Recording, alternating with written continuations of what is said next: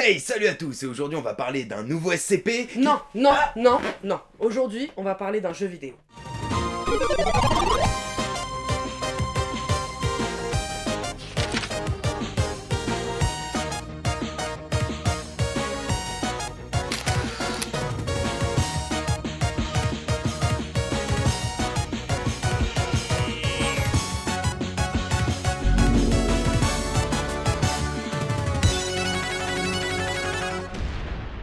Et du coup, de quel jeu tu veux qu'on parle?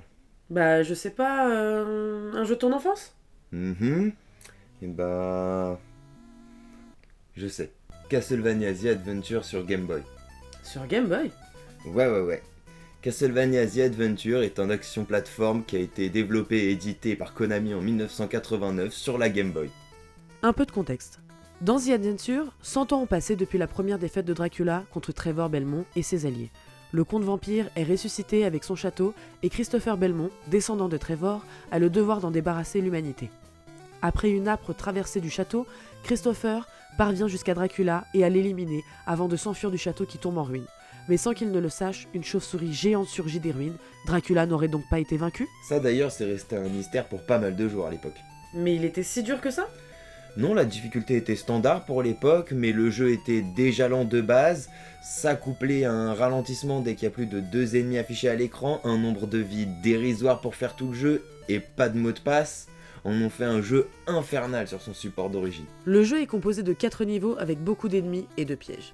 Nous contrôlons donc Christopher Belmont, un célèbre chasseur de vampires armé du Vampire Killer, le fouet du clan, et à la fin de chaque niveau se trouve un boss. Le déroulement de ce Castlevania diffère en de nombreux points des autres volets de la série à la même époque, et tout spécialement le premier Castlevania qui pose les bases. En effet, à la différence de l'ensemble des volets de la série, le héros ne dispose d'aucune arme secondaire, mais en collectant 2 améliorations du fouet, il peut projeter des boules de feu. Cependant, chaque fois qu'il est touché, le fouet de Christopher perd un niveau de puissance, là aussi un cas unique dans la série. Habituellement, le fouet retrouve son niveau de puissance initiale que lorsque le joueur perd une vie. La disposition générale des niveaux est également différente, les escaliers étant remplacés ici par des cordes. Oui, on peut rajouter à ça des graphismes qui arrivent le tour de force d'être à la fois et vide et dégueulasse. Oui, mais c'est compensé par une bande-son de qualité, c'est d'ailleurs celle que vous entendez depuis le début de la vidéo. Ce jeu servira de base pour les 2 excellentes suites. Effectivement, Castlevania The Adventure connaîtra une suite directe, Castlevania 2, Belmont's Revenge, dont le héros est toujours Christopher Belmont, parti secourir son fils, capturé par Dracula. Le 3e volet de la série sur Game Boy, Castlevania Legend, n'est scénaristiquement pas lié à Castlevania The Adventure et sa suite, bien qu'il en reprenne les éléments de gameplay. Quelques références à Castlevania The Adventure seront évoquées dans d'autres jeux de la série.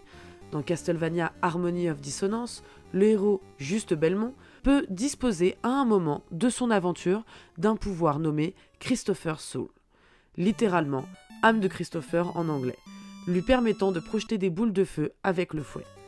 Le jeu fera également l'objet d'un remake sorti en 2009 sur WiiWare, Castlevania The Adventure Rebirth. Bien que reprenant le héros Christopher Belmont, ainsi que sa capacité unique de lancer des boules de feu avec son fouet, le remake s'appuie davantage sur les volets plus classiques de la série que sur le jeu original. Et je me souviens qu'à l'époque, j'ai passé des heures et des heures sur ce jeu sans même avoir dépassé le boss du niveau 3. Mais je l'ai adoré. Alors c'était un plaisir aujourd'hui de revenir dessus à l'occasion de cette vidéo et de le terminer. Pour ma part, ça a été un plaisir de le découvrir car je ne le connaissais pas étant petite. Sur ce, n'hésite pas à t'abonner, mets la cloche, un petit pouce et on se retrouve la semaine prochaine. Ciao!